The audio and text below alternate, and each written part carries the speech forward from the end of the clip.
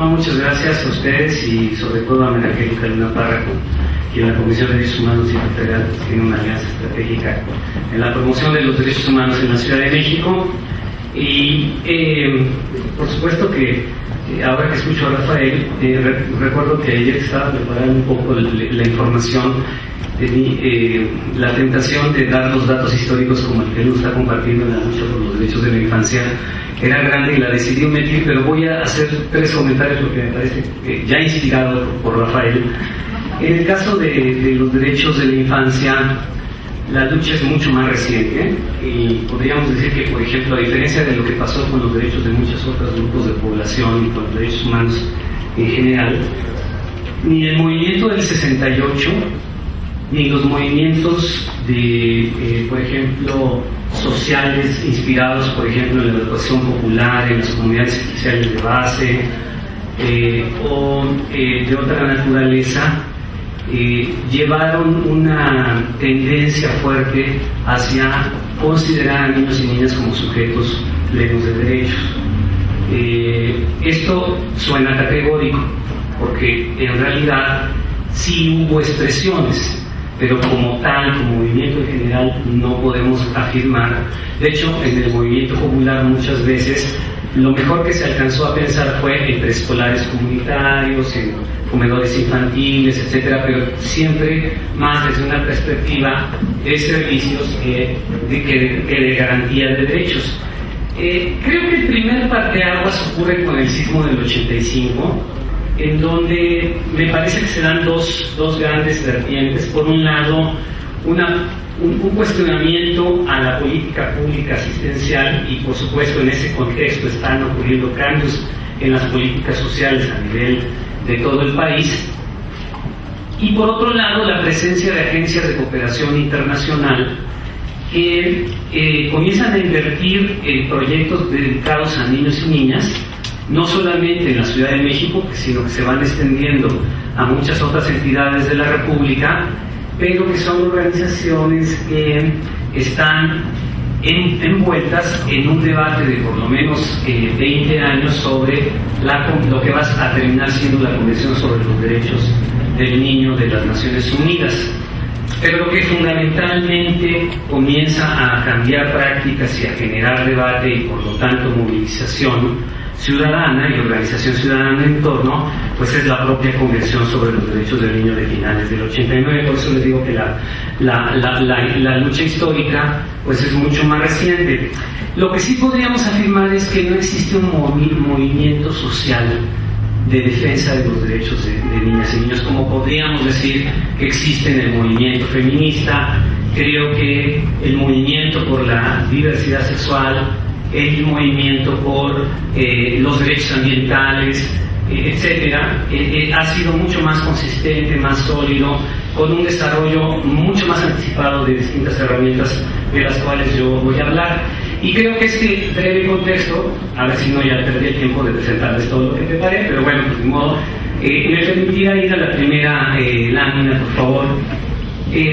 Fíjense que cuando nos encontramos este estudio, yo le puse este título de Una galaxia no muy lejana, porque este estudio es de Uruguay, pero cuando lo leímos algunos colegas y yo nos decíamos, oye, parece que están hablando de México y del caso de las organizaciones relacionadas con infancia. ¿Dónde están como los grandes retos para constituir un movimiento social más articulado, que además no solo está reflejado en la expresión de distintas redes y de organizaciones distintas que existen en todo el país? Pues en este estudio se plantean por lo menos 4 elementos problematizadores de esta construcción. Uno tiene que ver con la concepción sobre la relación con el Estado. Por ejemplo, organizaciones que tienen una relación reactiva con el Estado. Por ejemplo, centros de desarrollo infantil, comunitarios, casas hogar, que cuando se organizan es porque hubo políticas fiscales que les lastiman, porque los cobros de agua, de luz, de servicios son muy caros, los tratan como si fueran empresas productivas y no como centros asistenciales. Entonces se movilizan o se alían a movilizaciones en este sentido, pero una vez que pasó la amenaza, vuelven al trabajo cotidiano y ya no se preocupan mucho más por la incidencia. Luego, organizaciones que definen estos colegas como frontera, que se perciben a sí mismas como mediadoras entre las políticas del Estado y las comunidades o grupos de niños y niñas con los que trabajan, y otras que se ubicarían desde una perspectiva que estos colegas hicieron este estudio y denominan autonomista, y que han sido menos, digamos, en la historia de nuestro país, que serían organizaciones más fuertemente vinculadas a los tratados internacionales en materia de derechos humanos, y entonces que se reconocen a sí mismas no como meros proveedores de servicio o como puentes entre el Estado y la sociedad civil y la ciudadanía, sino como herramientas de exigibilidad de los derechos humanos, incluyendo los de la infancia, por supuesto. Luego, esto también es otro elemento problematizador, es que las relaciones entre ONGs no necesariamente siempre son de coordinación, muchas veces son de competencia. Yo pensaba que en México tendríamos que hablar también de relaciones de competencia y coordinación, es decir, se dan las dos formas. A veces, aunque estén aliados en redes, a la hora de la búsqueda de visibilidad de recursos existen competencias porque son muy pocos todavía los espacios de reconocimiento, sobre todo traducidos en recursos económicos. Y esto también hace que sea muy diversa la forma en cómo se relacionan en proyectos del Estado, de las entidades públicas. Por ejemplo, hay organizaciones que definitivamente no les interesa establecer convenios, ni siquiera recibir fondos de parte de organizaciones públicas, porque tienen a lo mejor patronatos, formas de recaudación de fondos o incluso cooperación internacional que les permite la sustentabilidad, y sienten que cualquier recepción de fondos les puede quitar su autonomía, mientras hay quienes plantean pues, que los convenios que se pueden, pero deben de ser condicionados. Por ejemplo, instituciones que no acceden a recibir niños que les envían las entidades públicas para deshacerse de una responsabilidad inmediata sin que por lo menos les transfieran recursos, o que busquen que esas instituciones, casas hogar, pues simplemente sean espacios para que los niños vuelvan a las calles, y entonces se queden responsabilizadas no las entidades públicas sino las organizaciones sociales, y otras que prácticamente le entran a todo, ¿no? Entonces eso hace diferencias de perspectiva política muy importante. El último elemento es una cantidad de proyectos que me parece que se encimó ahí la Filmina, en donde, por ejemplo, hay instituciones que trabajan proyectos focalizados, por ejemplo, para niños con discapacidades, para niños indígenas, para niños de poblaciones callejeras, etcétera, etcétera. Mientras, digamos, eso no siempre se hace desde una perspectiva de coordinación como identidad de grupo, es decir, no siempre como ocurre en el movimiento de las mujeres, que hay una, digamos, pueden tener grandes diferencias debajo de la mesa, pero hay un frente común para la incidencia en políticas públicas, mientras muchas organizaciones no se identifican porque están muy focalizadas en un grupo de población en particular, con el gran movimiento, digamos, o con un intento de movimiento en favor de la defensa y promoción de los derechos de la infancia.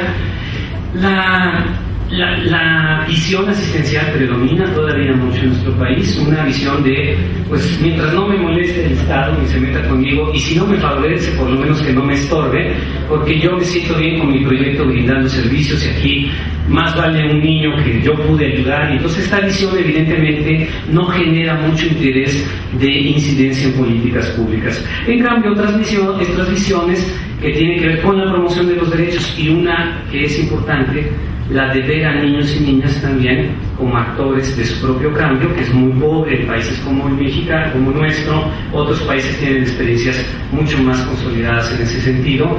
Es importante la siguiente, por favor. Y entonces esto genera pues distintas metodologías de acción, que ya no voy a detener. Yo por aquí puedo dejar la presentación, pero creo que ya de alguna manera hice referencia, aunque sí hablaré de dos elementos aquí que se hacen relación con lo último que yo señalaba, y es que la participación infantil es muchas veces ausente de estas prácticas institucionales, y como se va poniendo de moda por la convención, muchas veces es una participación tutelada, regulada, a veces simbólica, que no hace que existan tampoco organizaciones de niños y niñas que promuevan y defiendan sus derechos, a diferencia de otros países en América Latina, como puede ser el caso de Nicaragua, El Salvador, incluso Guatemala, o casos como el de Perú, en donde existe una red nacional de niños y niñas trabajadores organizados en la defensa de sus derechos. En fin, estas expresiones en México son mucho más débiles, pues porque todavía predominan visiones adultocéntricas en muchas de las prácticas que se tienen. Ahora, el reto de la incidencia en políticas públicas es, porque a veces ese parece la tentación, es, pues nos quedamos solo los que tenemos la visión que se cree más vanguardista. El reto es cómo las redes de sociedad civil tratan de articular a todas estas expresiones, creando espacios de participación e incidencia de acuerdo a sus características, no pretendiendo que todo el mundo va a ser militante por los derechos humanos de niñas y niños. Y ese me parece que es un reto importante. Fíjense que la Mario Ledesma habla de 7 condiciones, la que sigue por favor, que son importantes para considerar en la incidencia política. Él dice que son 4 requisitos y 3 controles.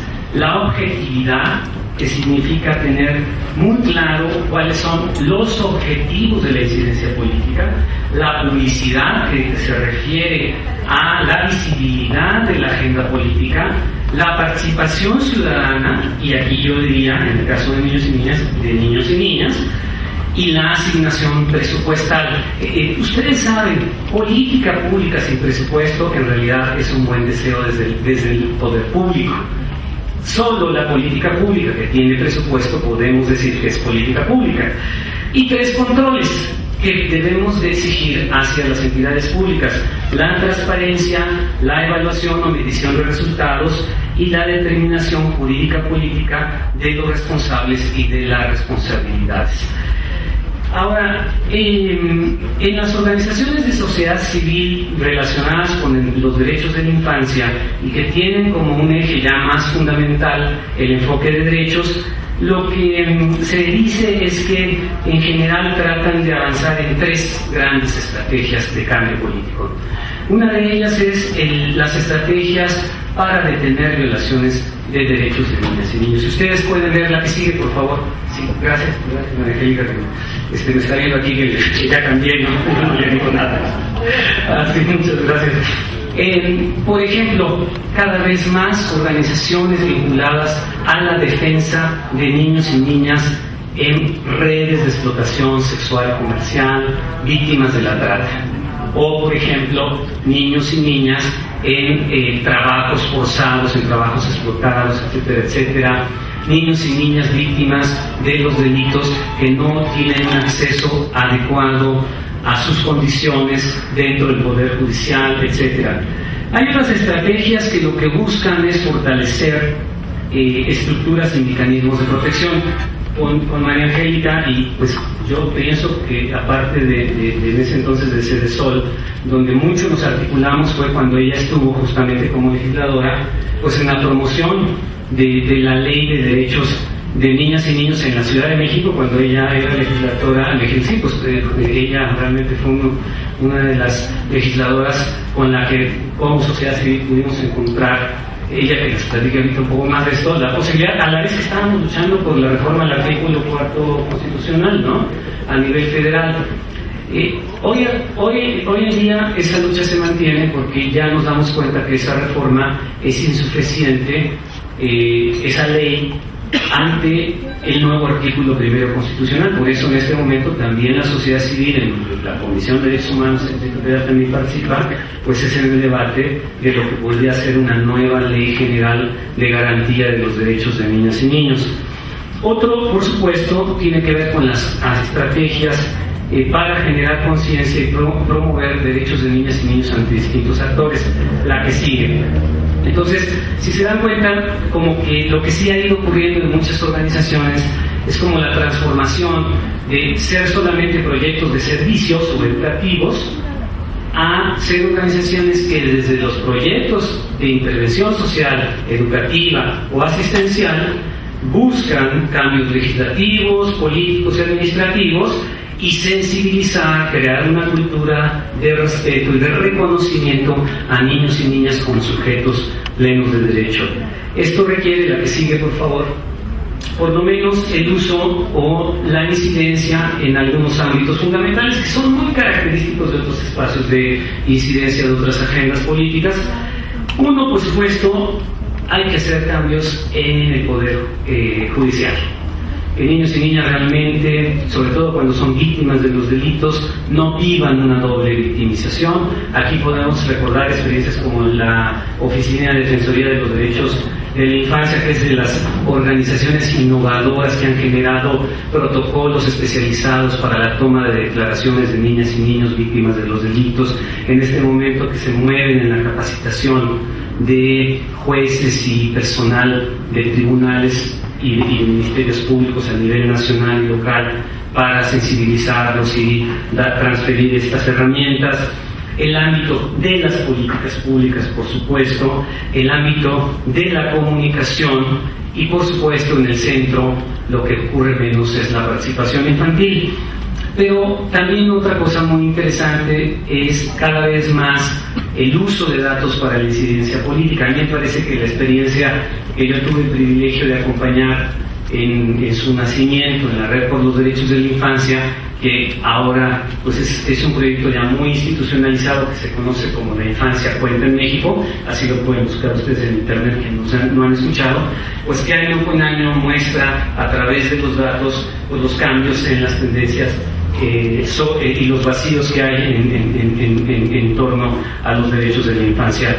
Yo creo que he ido usando el tiempo, pero bueno, ustedes verán en la siguiente, por favor, que cada una de estas estrategias pues tiene sentidos particulares. Ya lo dije, por ejemplo, en términos de incidencia política legislativa, pues modificar los marcos prevalecientes en la materia. Por ejemplo, en este momento en la Ciudad de México estamos buscando derogar la ley de albergues, que nos parece bastante retrasada respecto de la convención y las directrices en esta materia, para crear más bien una ley de modalidades de cuidados alternativos que pudiera ser la primera a nivel nacional, y desde esa pues pretenderíamos influenciar. Y cuando digo pretenderíamos, obviamente estoy pensando como comisión, pero la Comisión de Derechos Humanos y Instituto Federal, pues todas estas agendas trata de trabajarlas con las organizaciones y redes de su ciudadanía. Las estrategias de diseminación de los derechos de la infancia, pues ya nos decía la que sigue. Y finalmente, uno de los más importantes y de los recursos menos utilizados, incluso por las organizaciones que a veces se plantean la promoción de los derechos de la infancia, pues son las estrategias de denuncia penal. Hay como mucha tolerancia de quienes brindan servicios o sensibilizan en los derechos de la infancia a llevar a un tribunal a alguien que viola los derechos de la infancia o comete un delito contra niñas y niños. Entonces esto pues es muy importante. Por eso la que sigue, por favor, pues lo que se trata del uso de este sistema es proteger derechos, restituirlos, castigar a los violadores, detener el autoritarismo, empoderar a las víctimas y provocar resoluciones jurídicas. Por ejemplo, la ODI ha sido responsable de importantes sentencias de la Suprema Corte de Justicia de la Nación que a través de un caso van a impactar, por ejemplo, juicios de pensiones, etcétera, etcétera, o sea, a toda la infancia del país. De ahí que la rendición de cuentas, y con esto voy a ir cerrando, pues sea un elemento que es importante como instrumento de la ciudadanía, porque no es una concesión del Estado, es una obligación del Estado y una herramienta que las organizaciones ciudadanas deben de utilizar para mover los mecanismos institucionales, para mover los mecanismos extrainstitucionales, hacen este puente entre la participación ciudadana y las instituciones. Y creo que a lo que estamos llegando es a que cada vez existan más organizaciones, más redes de infancia, sin que yo pueda decir que esto es todavía siquiera suficiente, que entonces ya no se han colocado solo desde la perspectiva de los servicios, sino valoran la importancia de buscar que el Estado cumpla con las 4 obligaciones que desde 2011 ya quedaron bastante bien codificadas en la Constitución en materia de todos los derechos humanos y de infancia en particular. Miren, hay, por ejemplo, acciones de Contraloría Ciudadana que son muy interesantes, por ejemplo, sistemas de información cuantitativa, cualitativa, producción de reportes, consejos, observatorios, contralorías como tales y sistemas de movilización, legitimidad y participación, que es la que sigue, y ya más bien estoy en la que esta ya pasó, entonces me voy a la siguiente. Y entonces yo lo que digo que el reto es que estas herramientas deben de ser cada vez más manejadas por las distintas organizaciones a través de estrategias de monitoreo de fuentes de información. A mí me parece muy importante lo que Rafa señalaba de la falta de visibilidad. Nosotros decimos que niños y niñas viven una triple invisibilidad. Primero, porque son niños y niñas y entonces se considera que no son sujetos de derecho. Segundo, porque se genera muy poca información estadística sobre derechos de niños y niñas. Y tercero, porque la información estadística que existe no se compila, no se utiliza para dar visibilidad a los problemas. Entonces, de ahí la importancia. Y por supuesto que esto permita monitorear la situación de la infancia y el impacto de las políticas públicas y de los marcos jurídicos en los derechos humanos de niñas y niños. Y bueno, pues muchas gracias por su paciencia.